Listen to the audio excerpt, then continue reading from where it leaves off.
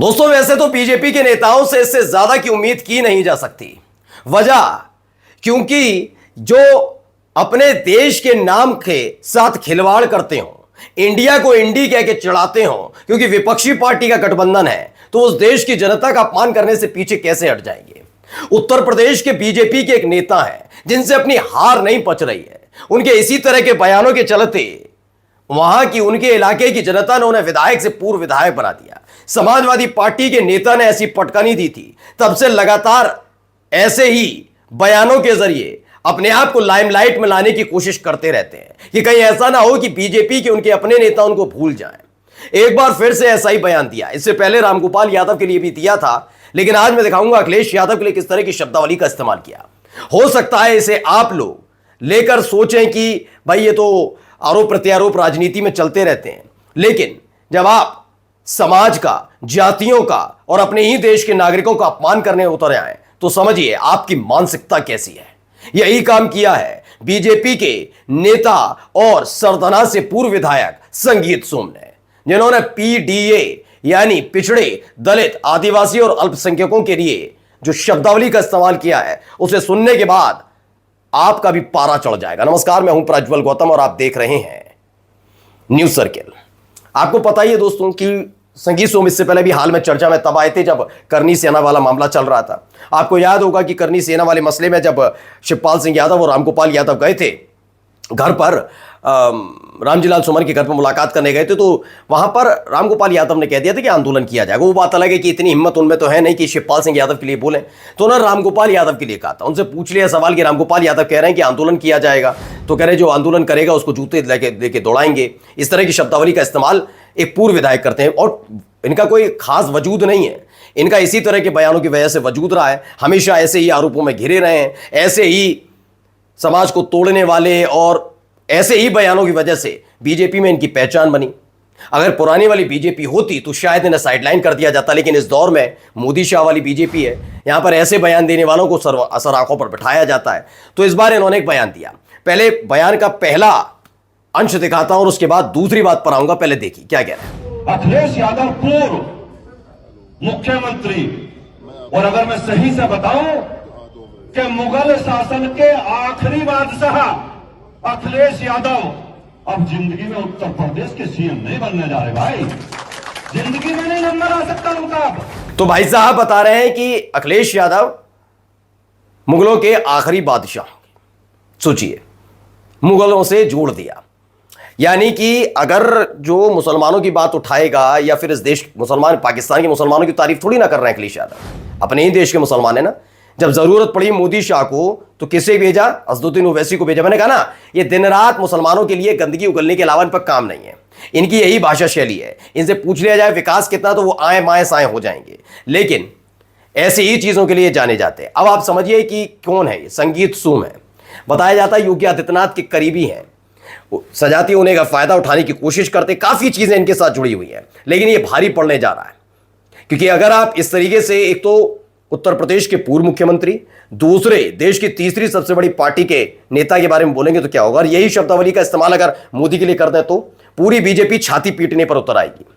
वैसे भी इनसे उम्मीद तो है नहीं। मैंने जैसा शुरुआत में बताया, आपको मालूम है कि जो विपक्षी पार्टी का गठबंधन है उसका नाम इंडिया गठबंधन, जैसे इनका एनडीए है उनका इंडिया गठबंधन है।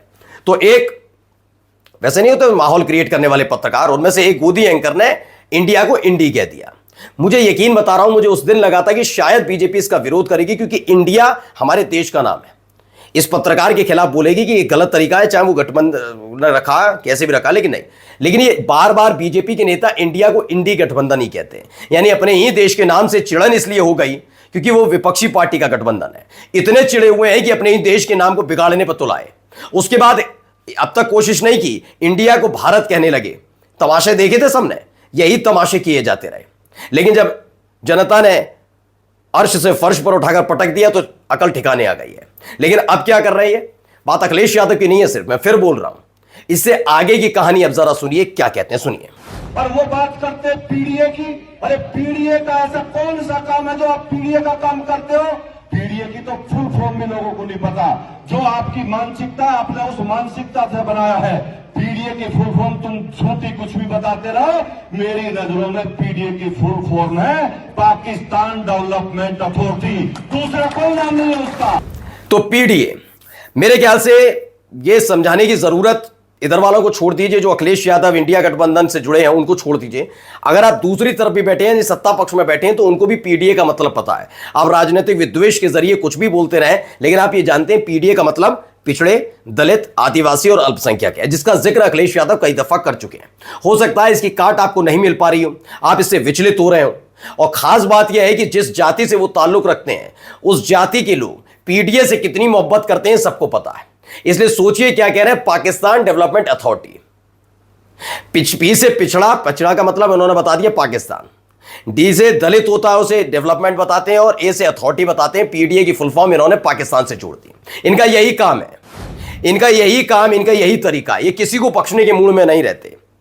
आपने हाल ही में देखा भी कि कैसे कांग्रेस पार्टी के प्रवक्ता के साथ बदतमीजी करने पर उतर आया था बीजेपी का एक प्रवक्ता प्रेम शुक्ला, मां बहन की गालियां देता है। ये इन्हीं की पार्टी के संस्कार है। इनसे महिलाओं की इज्जत की बात कर लो तो मनोहर लाल धाकड़ और बब्बन सिंह जैसे नेता हैं, और भी कई नेता आपने देख ही लिए हैं। ये महिलाओं के सम्मान करते हैं, ये इनका चाल चरित्र चेहरा है। और इससे आगे बढ़ेंगे, अगर आप कहेंगे कि दलितों की बात करते हैं, आप आदिवासियों की बात करते हैं, मैं अल्पसंख्यकों में जाऊंगा ही नहीं। उनसे कितनी मोहब्बत करते हैं, मुसलमानों से कितनी मोहब्बत करते हैं, वो सबने देख लिया। दलित, पिछड़े और आदिवासियों की अगर बात कर ली जाएगी तो ये इस बात पर चढ़ जाते हैं क्योंकि बीजेपी का कोर वोटर सवर्ण जाति से आता है। लेकिन वोट सबका चाहिए, जुमले सबके लिए फेंकने हैं, सबका साथ सबका विकास। आपकी पार्टी का एक नेता पीडीए की फुल फॉर्म पाकिस्तान से जोड़कर बताता है और सारे के सारे चुप्पी साथ जाते हैं। अमित यादव उन्होंने कहा भी सरदना विधानसभा के लोग बता रहे हैं कि चुनाव हारने के बाद संगीत सोम का मानसिक संतुलन बिगड़ गया है। क्या ये बात सच है? दरअसल हुआ यह था कि 2022 में पूरी उम्मीद थी कि जैसे मैं पहले चुन लिया गया, इस बार भी चुन लिया जाऊंगा, और इस बार चुना गया तो यकीन मानकर चलिए मंत्रालय मेरे पास है। इनकी राजनीति का सफर मैं आपको बता भी देता हूं। 2012 में उत्तर प्रदेश में, पश्चिमी उत्तर प्रदेश में दंगा होता है। उसमें इनका और इनके जैसे 3-4 और हैं, उनका नाम आता है सामने। सबको टिकट दी जाती है और टिकट देकर वो विधायक चुने जाते हैं, क्योंकि उस समय लहर चल रही होती है। और सबको मैंने बताया भी 2016 में चाचा भतीजे अलग थे, तो उसका फायदा बीजेपी को पहुंचता है। तो उसी लहर में ये जीत गए। चाचा भतीजे की दूरी का फायदा बीजेपी ने उठाया और ऐसे विधायक चुनकर आ गए। इन्हें लगा इनकी ऐसी ही भाषा शैली जनता को पसंद आ रही है। 5 साल में जनता समझ गई ये आदमी सिर्फ इसी तरीके के गंदे और बयान देने के लिए राजनीति में आए, और इनको लगता है राजनीति का मतलब ये। 2022 के विधानसभा चुनाव में इनको जनता ने विधायक से पूर्व विधायक कर दिया। अतुल प्रधान है सरदना से, वो चुनाव जीते समाजवादी पार्टी को। तब से ही देखिए, हमेशा आप इनके बयानों को सुनेंगे तो कभी ऐसा नहीं लगेगा कि सौहार्द की बात कर रहे हैं। कभी आप संगीत सोम का बयान सुन लीजिए, इतने विषैले बयान होते हैं, उन बयानों से कभी लगेगा ही नहीं इनको। आपको देखकर ऐसा लगेगा कि देश के जो दुश्मन है ना हमारे, उनसे बड़ा दुश्मन इनको अखिलेश यादव, कांग्रेस पार्टी लगती है, क्योंकि सत्ता छीनने के लिए तैयार बैठे, सत्ता जाने वाली है इनकी। इसलिए अब इसी बात का ये डर सताता रहता है। तो इन लोगों को कुछ मिलता तो नहीं, हिंदू मुसलमान करा लो, पाकिस्तान का नाम बीच में छोंका लगा दो, बस यही काम है। लेकिन इस बार इन्होंने हद पार कर दी। जिस पीडीए को का ये मजाक उड़ा रहे हैं, माखौल उड़ा रहे हैं, यकीन मानकर चलिए ये 2027 के चुनाव में वही पीडीए आपको सबक सिखाने जा रहा है। और इसी बात की बौखलाहट, कुलबुलाहट और छटपटाहट सारी चेहरे पर नजर आ रही है। उधर इनके वाले जो हैं वो वैसे ही परेशान चल रहे हैं। इधर इन लोगों ने पीडीए को लेकर जो बयानबाजी कर दी, यकीन मानकर चलिए आने वाले वक्त में मुसीबत खड़ी हो जाएगी। नमस्कार।